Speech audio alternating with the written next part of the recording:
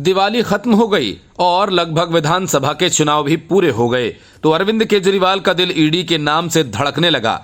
इसलिए तो 2 राज्यों का मतदान पूरा होते ही केजरीवाल पार्टी के कार्यकर्ताओं के साथ संवाद करने पहुंचे। ईडी के समन पर पेश नहीं होकर केजरीवाल ने जो गलती की उसका एहसास अब उन्हें पूरी तरह से हो गया है। कोशिश तो उन्होंने पहले अपनी पत्नी को सीएम बनाने की थी, लेकिन पार्टी में विद्रोह की आशंका बढ़ गई। विधायकों ने इसका विरोध कर दिया। इसके बाद केजरीवाल ने जेल से सरकार चलाने का मुद्दा उछाला, दिल्ली की जनता की राय लेने की बात कही।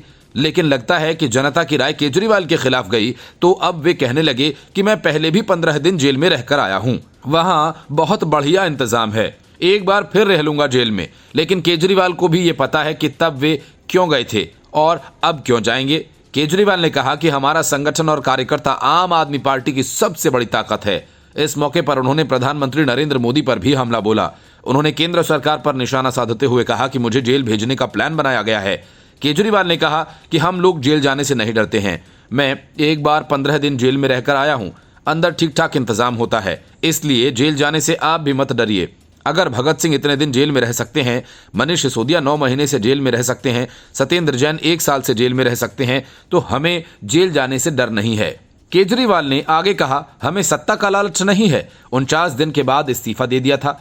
कोई अपनी चौकीदारी की नौकरी से इस्तीफा नहीं देता। मेरे ख्याल से दुनिया का पहला मुख्यमंत्री हूं जो अपनी मर्जी से 49 दिन के बाद इस्तीफा दे चुका था। इस्तीफा मैं अपने जूते की नोक पर लेकर चलता हूं। मुख्यमंत्री की कुर्सी का लालच नहीं है मुझे इस्तीफा देना चाहिए या जेल से सरकार चलानी चाहिए, इस बारे में अलग अलग लोगों से चर्चा कर रहा हूं।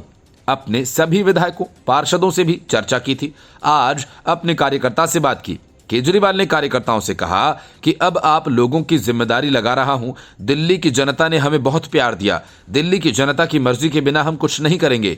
आप लोगों को दिल्ली में घर घर जाना है और जनता से पूछना है कि क्या करना चाहिए। हम दोराहे पर खड़े हैं।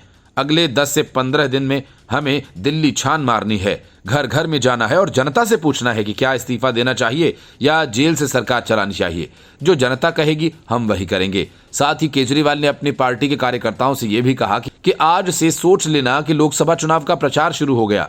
उन्होंने कहा कि यही लोकसभा के चुनाव का प्रचार है। एक एक घर में जाकर बीजेपी और नरेंद्र मोदी की पोल खोलनी है। मैं जेल के अंदर रहूं या बाहर रहूं, इस बार दिल्ली की एक भी लोकसभा सीट बीजेपी को नहीं जानी चाहिए।